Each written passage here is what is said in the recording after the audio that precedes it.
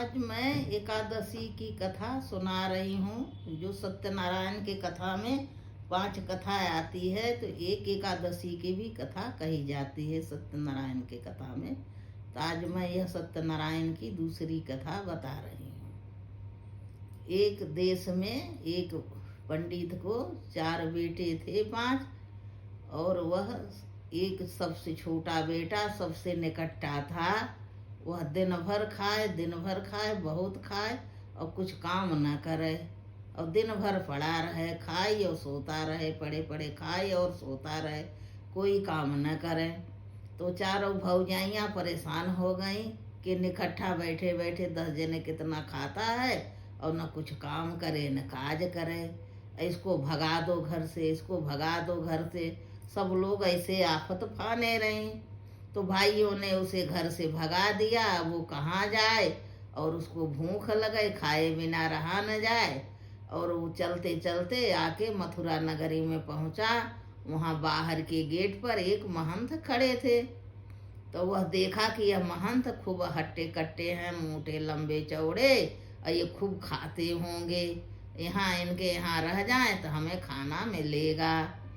तो वह महंत के पास जाता है और कहता है कि मुझे रख लो।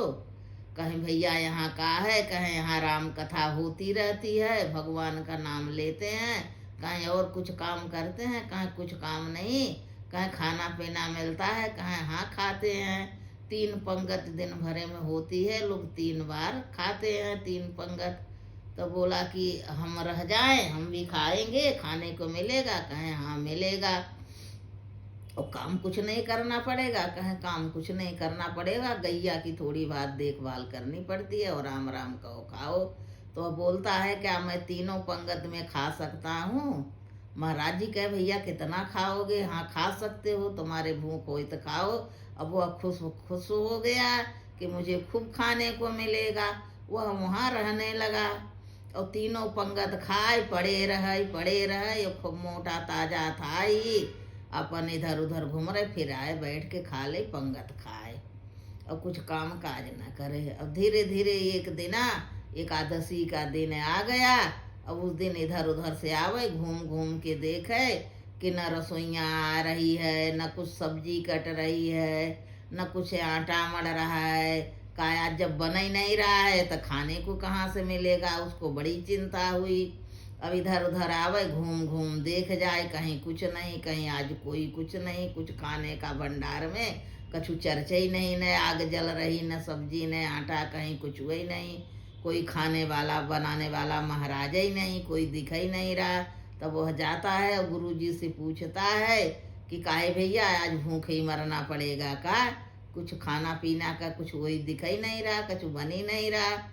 तो गुरुजी कहते अरे हम भूल गए, तुम्हें नहीं पता आज एकादशी है, आज के दिन आश्रम में खाना नहीं किसी को मिलेगा, खाना नहीं बनता।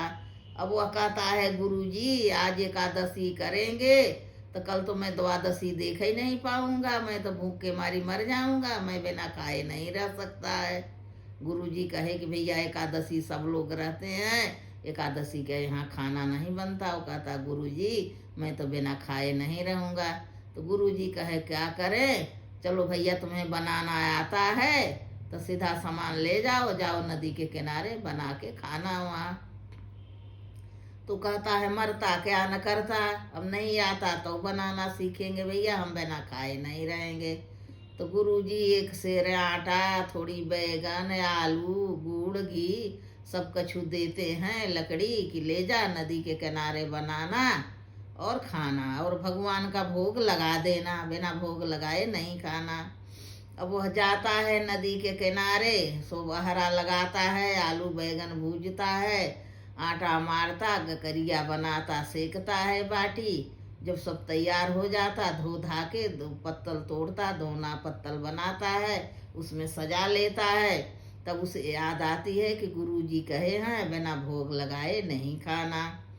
तब वह लोटा में जल भर के ले आता है, दोना में धर देता, खाना पत्तल पर लगाता है और वह बुलाने लगता है राजा राम आइए, प्रभु राम आइए, मेरे भोजन का भोग लगाइए, श्री राम आइए, राजा राम आइए, प्रभु राम आइए, मेरे भोजन का भोग लगाइए।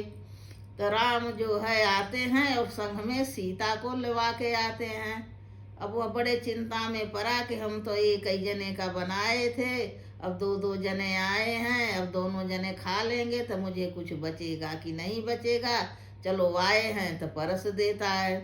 वह परस दिया और उन लोगों ने खाए। राम सीता कहे चलो भैया, भूखे रहने मरने से भला तो जो कुछ बचेगा जूठन काठन वही खा लेंगे। राम सीता खाते हैं, जो बचा है वो भी खाता है और कहता है कि बता देना अगली बार दो जने से आना हो तो हम दो जन का सीधा मांग लेंगे, काहे कि हमें बचेगा ही नहीं तो हम क्या खाएंगे। तुम एक जने के बुलाए तो दो जने आ गए। भगवान हंसते हैं उसकी सरलता पर और चले जाते हैं। वह दूसरी एकादशी के फिर आते हैं तो फिर मांगता है, तो पंडित जी सीधा दिलाते हैं तो कहता है ज्यादा ही देना, दो जन भर के देना, दो जने और खा गए मेरे, मुझे नहीं बचता है। तो पंडित जी बोलते हैं दरबारी से, भैया कुछ इसको ज्यादा ही ज्यादा सीधा दे देना, 2 सेर दे देना, तब अब थोड़ी आलू बैगन ज्यादा दे देना, घी गुड़, और सब ले दे के आता है और बनाता है। फिर वो बुलाने लगता है, जब पत्तल सजाता है तो राजा राम आइए, प्रभु राम आइए, सीता राम आइए, मेरे भोजन का भोग लगाइए। तब भगवान सुनते हैं और आते हैं। राम लक्ष्मण सीता 3 जने से आते हैं। अब वह बहुत ही परेशान कि अब एक जने के बुलाया 2 जने आए और 2 जन के बुलाया 3 जने चले आए। अब हम यहाँ आए बनाए दूर दराज में, अब तो नहीं, जब बचे जब ही तो हम खाएं, हम तो भूखे ही मर जाएंगे, सब यही लोग खा जाएंगे। और तीनों चला आए हो तो चलो खिला देते हैं। तो तीनों जन को खिलाता है, फिर जाने लगते हैं। तो कहता है कि अब बताए जाइए कई जने आओगे तो हम और गुरु जी से और मांग लेंगे, नहीं तो सब तुम ही लोग खा जाओगे, मैं क्या खाऊंगे। भगवान फिर उसकी सरलता पर हंसते हैं और चले जाते हैं। फिर वो तीसरी बार जाता है, जब फिर एकादशी आती है और गुरु जी से सीधा लेता है तो कहता है 3 जने की सीधा दे देना, 3 जने आए थे, मुझे कुछ बचता ही नहीं, मैं बनाने की क्या फायदा है, सब खा जाते हैं।